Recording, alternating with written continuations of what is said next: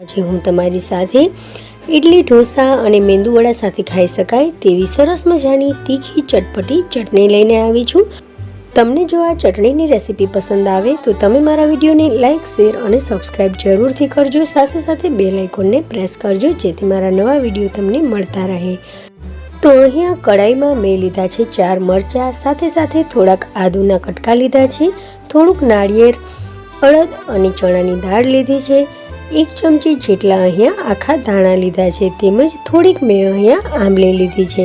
તો આ બધી વસ્તુઓને આપણે ધીમા તાપે શેકી લેવાની છે। તો અહીંયા ગેસની ફ્લેમને આપણે લો રાખીશું। હવે બધી જ વસ્તુઓને ધીમે ધીમે શેકી લઈશું। અડદની દાળ અને ચણાની દાળ છે તે ધીરે ધીરે કરકરી થઈ જશે।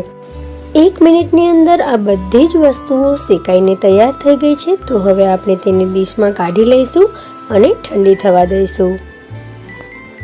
આ ચટણી ખૂબ જ ટેસ્ટી હોય છે, ઇડલી, ઢોસા અને મેંદુવડા સાથે ખૂબ જ સરસ લાગે છે। તો હવે કડાઈમાં મેં ટમેટાં લીધા છે, સાથે સાથે તેની ઉપર મેં તેલ પણ લગાડી દીધું છે। તો આ રીતે ટમેટાને આપણે એકદમ પોચા થાય ત્યાં સુધી શેકી લેવાના છે, સાંતળી લેવાના છે। તો હવે ટમેટાને આપણે થોડીક વાર માટે ઢાંકી દઈશું। તો ટમેટાં છે તે સરસ રીતે નીચે શેકાઈ ગયા છે।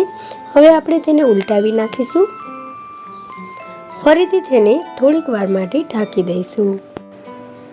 તો હવે ફરીથી ટમેટાને ઉલટાવી અને વધુ પોચા થાય તે માટે ફરીથી તેને ઢાંકી દઈશું અને તેને વધારે પોચા થવા દઈશું।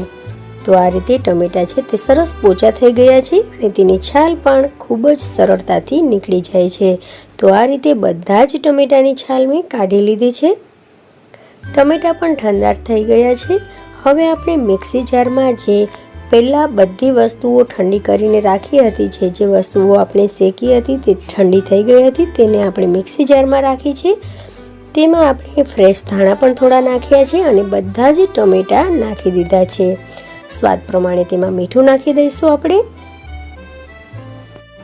ઢાંકણને ઢાંકી અને થોડું થોડું પાણી નાખી અને આ રીતે આપણે તેને ક્રશ કરી લેવાની છે।